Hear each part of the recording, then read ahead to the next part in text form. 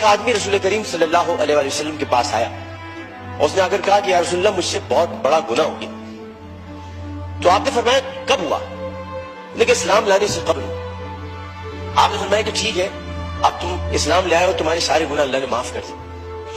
اس نے کہا میری بات سن لیجیے رسول اللہ، میں آپ سے بات کرنا چاہتا ہوں، اپنے دل کا بوجھ ہلکا کرنا چاہتا ہوں۔ آپ نے کہا کہو تم کیا کہنا چاہتے ہو؟ اس نے کہا یا رسول اللہ میری ایک بچی تھی،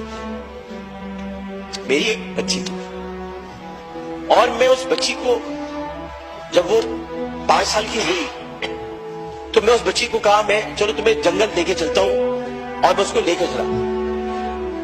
جناب اس لیے توجہ چاہوں گا، میں اس کو جنگل لے کر چلا۔ اب میں اس لیے لے کر چلا کیونکہ میری عزت پر حرف آ رہا تھا کہ میرے گھر بچی کو پیدا ہو۔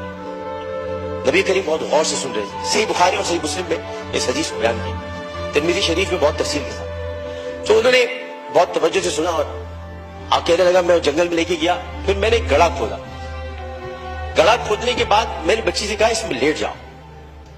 اچھا جب میں گڑھا کھود رہا تھا تو رسول اللہ مجھے ایک بات یاد آئی کہ وہ کھودتے کھودتے مجھے پسینہ آنے لگا، تو اس نے اپنے چھوٹی سی چادر سے میرا پسینہ بھی صاف کیا، اور اس کے بعد میں نے اس بچی کو گڑھے میں ڈال دیا، اور پھر میں نے مٹی ڈالی تو عربی میں اس نے مجھ سے کہا تھا، ترجمہ آپ کے سامنے پیش کروں، بابا میں مر جاؤں گی بابا، اور میں نے اس کو مار دیا۔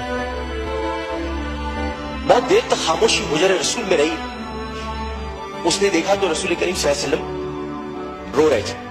خاتم النبیین، سید المرسلین، شفیع المذنبین، انیس الغریبین، رحمت للعالمین، راحت العاشقین، مراد المشتاقین، شمس العارفین، سراج السالکین، مصباح المقربین، محب الفقراء والغرباء والیتام والمساکین۔ ہمیں سکھاتے ہو، ہم تو ختم نبوت کے معاف ہیں، ہمیں سکھاتے ہو۔ سید الثقلین، نبی الحرمین، امام القبلتین، وسیلتنا فی الدارین، صاحب قاب قوسین، محبوب رب المشرقین ورب المغربین، جد الحسن والحسین، مولانا مولا الثقلین، ابی القاسم محمد بن عبداللہ۔ پر درمیان میں نہ بولو، حدیث کے درمیان نہیں بولو۔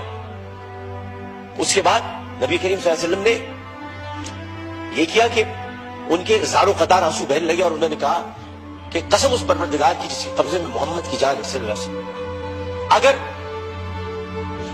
تو اسلام نہ لاتا تو میں تجھے سر عام سب کے سامنے تیری گردن اڑاتا۔